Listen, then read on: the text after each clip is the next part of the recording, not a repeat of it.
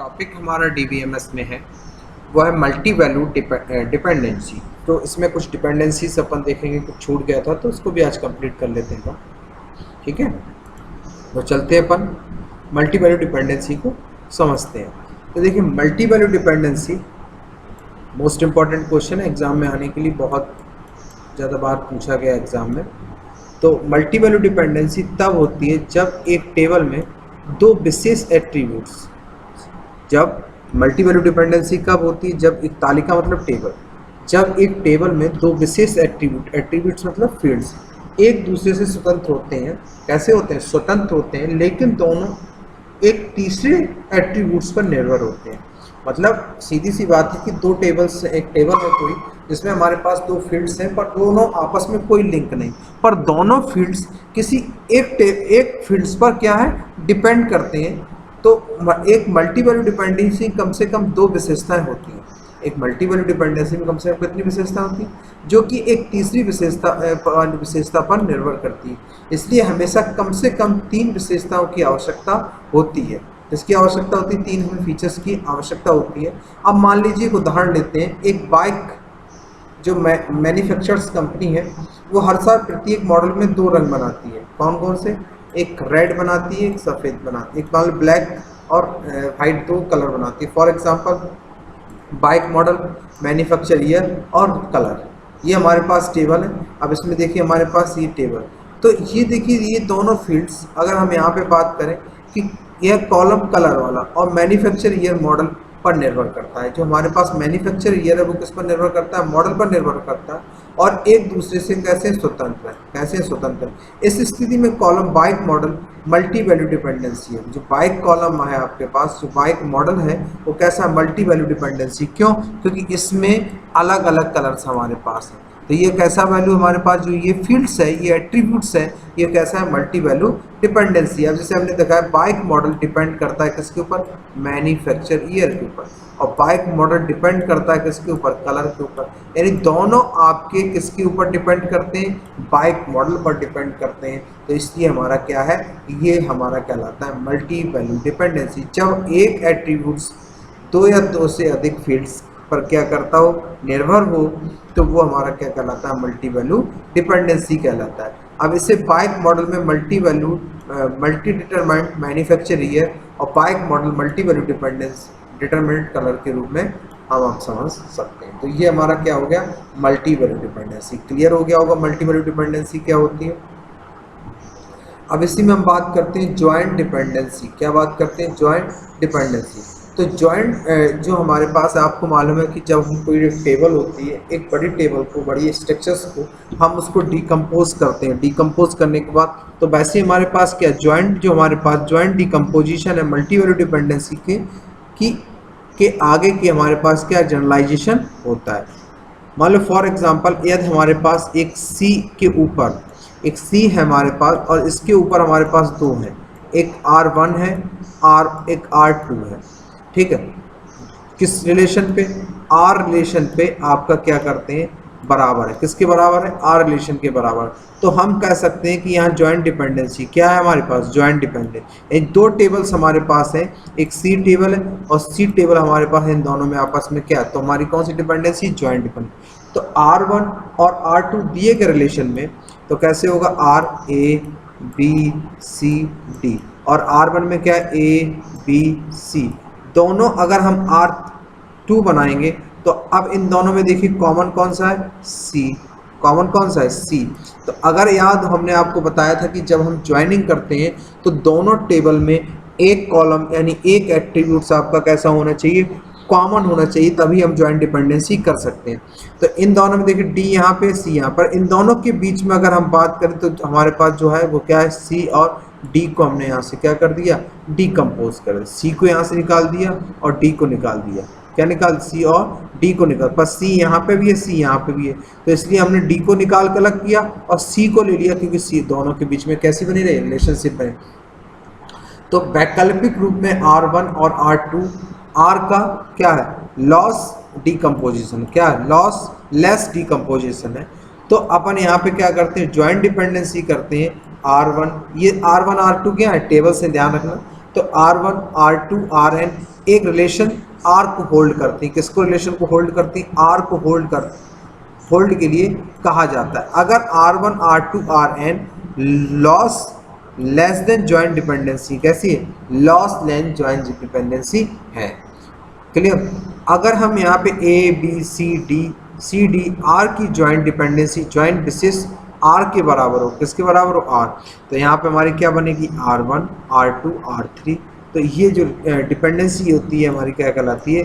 Joint dependency. क्या कहलाती? Joint dependency. Joining हमने आपको पढ़ाई थी, टेबल में प्रैक्टिकल करके भी बताया कि दो टेबल के मध्य अगर हमें प्रैक्टिकल करना है, रिलेशनशिप स्टैब्लिश करनी, तो अपन किसका यूज़ करते हैं? ज्वाइन का यूज़ करते हैं। किसका यूज़ करते हैं? ज्वाइन का। और टेबल से डेटा को लॉस होने से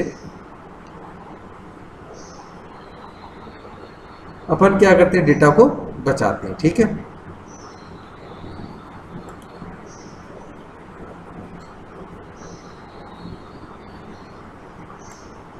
क्लियर? अब देखिए ज्वाइन हमने एक प्रैक्टिकल भी करके बताया था, कि आप प्रैक्टिकल भी दिखा देता हूं मैं।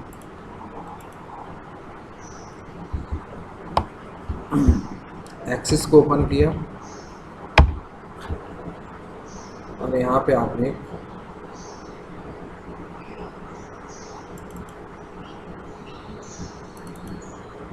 ये देखिए हमारे पास एक EMP नाम की टेबल पड़ी। ठीक है, अब इसमें रिकॉर्ड्स डाल लेते हैं अपन। ठीक है,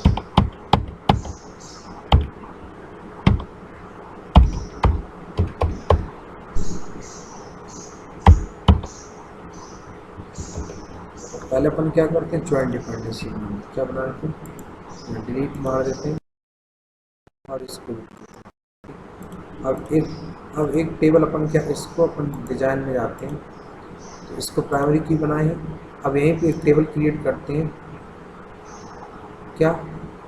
डिजाइन टेबल। टेबल का नाम EMP ID क्या दिया हमने यहाँ पे? नंबर। और यहाँ पे दिया हमने सैलरी, क्या दिया? सैलरी। इसको भी हमने यहाँ से क्या दिया? ठीक है, और टेबल का नाम हमने दे दिया टैब सेल। अब इन दोनों के बीच में अपन क्या करते हैं? ज्वाइन करते हैं। क्या करते हैं? ज्वाइन। तो ज्वाइन करने के लिए क्या करेंगे? Create relationship. क्या है ना? रिलेशनशिप। तो यहाँ पे अपन दोनों टेबल्स को ऐड करेंगे। क्या बताए? इसकी आईडी छोड़ के इसके ऊपर, तो देखिए हमारी टेबल क्या होगी? ज्वाइन हो जाएंगे। ज्वाइन टाइप भी अलग अलग टाइप के हैं। ठीक है, तो और उसके बाद यहाँ पे देखिए लिख के है relationship one to many relationship कर सकते हैं। हो गया। अब इन दोनों में आप रिकॉर्ड भी डाल सकते हैं। क्या डाल सकते हैं? रिकॉर्ड्स। तो दोनों टेबल में रिकॉर्ड ऐड कर लेते हैं। 1 Ram, gender male, age, city, हमें यहाँ देंगे Sita, female, age, city Chitrakoot, 3, city डाल दिया हमने, मान लो यहाँ से फीमेल,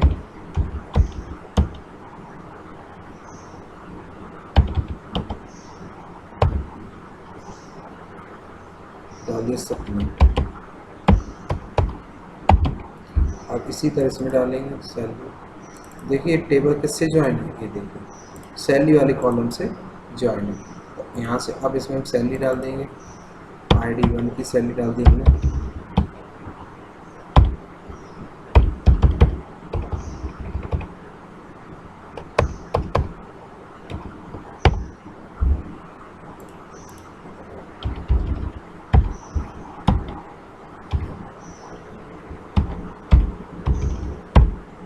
ये देखिए हमने यहाँ से, अब यहाँ से देखिए आप, ये रिकॉर्ड हमारे पास पड़े। अब यहाँ से अपन क्रिएट पे गए और किस पे गए? क्वेरी डिज़ाइन पे। ये देखिए दोनों टेबल्स को हमने यहाँ से ऐड करा दिया और यहाँ से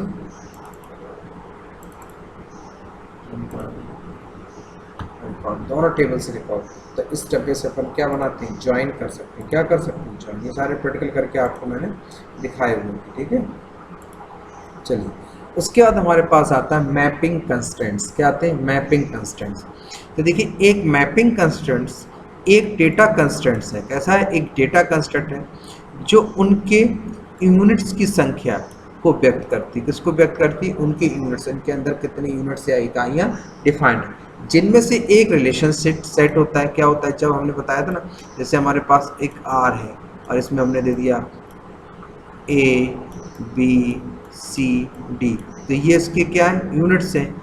और ये पूरा हमारा क्या है? एक रिलेशनशिप सेट के माध्यम से अन्य, यानी अन्य किसी टेबल्स के बीच में, अन्य किसी टेबल के बीच में अपन क्या स्थापित करते हैं? रिलेशनशिप स्टैब्लिश करते हैं। तो उन रिलेशनशिप सेट को एक्सप्लेन करने में सबसे उपयोगी दो या दो से अधिक एंटिटीज शामिल होती हैं। कितनी एंटिटीज शामिल होती हैं? दो या, जैसे हमने आपको बताया था, अभी हमने प्रैक्टिकल किया था, तो आपने देखा होगा हमने यहाँ पे एक्सटर्नल पे गए तो यहाँ पे हमने रिलेशनशिप लिया। तो जब यहाँ पे आप क्लिक करते हो, शो टेबल पे जाते हो, इसमें सॉरी एडिट, तो यहाँ पे लिख के आता रिलेशनशिप टाइप 1 to many। तो वही चीज़ हमने यहाँ पे आपको बता रहे हैं। तो क्या होता है? तो रिलेशनशिप सेट को क्या करता है? दो या दो से अधिक रिलेशनशिप सेट को एक्सप्लेन करता है। तो यहाँ पे जब एक यूनिट सेट ए और बी पर बाइनरी रिलेशनशिप होती है, तो आर सेट के लिए संबंधित जो हमारे पास मैपिंग कैंडिडेट्स होती है, क्या क्या हो सकती हैं? 1 to 1 हो सकती है। 1 to 1 कैसे हो सकती है? सपोज दैट हमारे पास जैसे एक रिलेशन ये है, एक रिलेशन बी है और एक रिलेशन हमारे पास सी है, तो ये ई की रिलेशनशिप किसके साथ? बी के साथ है।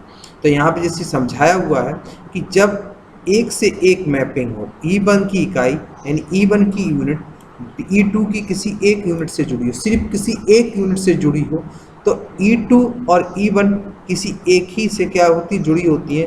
तो इस टाइप की हमारी क्या रिलेशनशिप कहलाती है? 1 to 1 रिलेशनशिप कहलाती है। क्या कहलाती है? 1 to 1 रिलेशनशिप कहलाती है। दूसरा हो ही नहीं सकता। क्लियर? अब इसी में हमारे पास दूसरी जो आती है 1 to many, यानी एक से। अब जैसे हम बात करें, जैसे हमारे पास मदर, तो मदर की रिलेशन, और ये इसके क्या है? चाइल्ड है। तो इस मदर की रिलेशनशिप इसके साथ भी है, इसके साथ भी है, इसके साथ भी। अगर हम चाइल्ड के केस में बात करें तो चाइल्ड की मदर कितनी होगी? एक ही मदर होगी, मल्टीपल मदर तो हो नहीं सकती। तो इस टाइप की रिलेशनशिप क्या होगी? 1 to 1 रिलेशनशिप होगी। अब यहीं बात करते हैं 1 to many रिलेशनशिप। जब एक से कई मैपिंग हो, जैसे हमारे पास क्या हो? एक से कई मैपिंग हो। सपोज हमारे पास ई सी में से एक हमारी E2 में कितनी भी एंटिटीज से जुड़ी हो, कितनी E2 की कितनी भी एंटिटीज से जुड़ी हो, मल्टीपल एंटिटीज से जुड़ी हो, और E2 की एक यूनिट E1 की अधिकांश यूनिट से जुड़ी हो, तो इस टाइप से हमारी क्या कहलाती है? 1 to 1 to many रिलेशनशिप कहलाती है। क्या कहलाती है? 1 to many रिलेशनशिप आपकी कहलाती है। ठीक है। उसके बाद हम बात करते हैं मैनी टू वन, यानी कि जब E1 की एक यूनिट, एक इकाई E2 के अधिकांश इकाई से जुड़ी हो, पर E2 की एक यूनिट यानी इसकी सिर्फ एक यूनिट किसकी? इसकी कितनी भी एंटिटी से जुड़ी हो, तो हमारे पास यानी मल्टीपल क्या होगी? एंटिटी सेट 1 to many हमारे पास रिलेशनशिप होगी। कैसी होगी? 1 to many to 1 रिलेशनशिप होगी।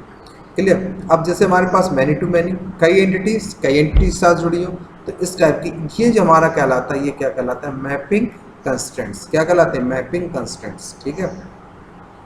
अब हमारे पास मोस्ट इंपॉर्टेंट हमारे पास यहाँ पे है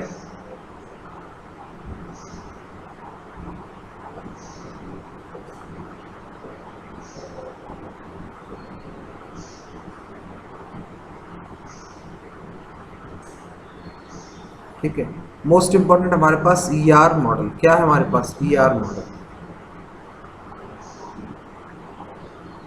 तो ER model entity relationship model है। कैसा? Entity relationship. इसको क्या बोलते हैं? Entity relationship model. यह एक हाई लेवल डेटा मॉडल है। कैसा मॉडल है? एक हाई लेवल डेटा मॉडल है। इस मॉडल का उपयोग किसी भी स्पेसिफिक सिस्टम के एलिमेंट्स के लिए, किसके लिए? स्पेसिफिक सिस्टम एलिमेंट्स के लिए रिलेशनशिप को डिफाइन करने के लिए किया जाता है। किसको डिफाइन करने के लिए किया जाता है? रिलेशनशिप को डिफाइन करने के लिए किया जाता है। क्लियर? यह डेटा के लिए सबसे कॉन्सेप्चुअल डिज़ाइन है। डेटा के लिए कैसा डिज़ाइन है? कॉन्सेप्चुअल डिज़ाइन है। डेटाबेस के लिए कैसा डिज़ाइन है? कॉन्सेप्चुअल डिज़ाइन है। एक बहुत ही सरल और समान डिज़ाइन विकसित करता है। एक बहुत ही सिंपल और सरल डिज़ाइन डेवलप करने के लिए किसका यूज़ करते हैं? ईआर मॉडल का यूज़ करते हैं। ईआर मॉडलिंग में डेटा स्ट्रक्चर्स को या एंटिटी रिलेशनशिप को हम किसके द्वारा बनाते हैं? डायग्राम के द्वारा बनाते हैं। किसके द्वारा बनाते हैं? डायग्राम। मान लीजिए एक हमारे पास स्कूल डेटाबेस है, डिज़ाइन करना है, जिसमें 7 छात्र का एड्रेस, नेम, आईडी, आयु, ये मतलब एज विशेष के साथ यानी एंटिटी होगी। क्या होगी? एंटिटी होगी। तो किस पिन कोड तो किस तरह बनाएंगे इसको? स्टूडेंट टेबल हो गई, और ये सारे उसके क्या हो गए? एट्रीब्यूट्स हो गए। तो ये देखिए हमारा इसका क्या बनेगा? ER model. तो ईआर मॉडल हमने आपको पहले ही बताया, जब हम पिक्चर फॉर्मेट में किसी चीज़ को एक्सप्लेन करते हैं तो वो हमारा क्या कहलाता है? ईआर मॉडल कहलाता है। क्या कहलाता है? ईआर मॉडल कहलाता है। क्लियर? तो ईआर मॉडल। तो अब यहाँ पे देखिए components of ER models. ER model के कौन कौन से कंपोनेंट्स होते हैं? एंटिटी होता है, एट्रीब्यूट्स होता है, रिलेशनशिप होता है, big entity, key, composite, multi value, derived. ये one to one relationship, one to many, many to many, और ईआर। तो हमारे पास पहले एंटिटी।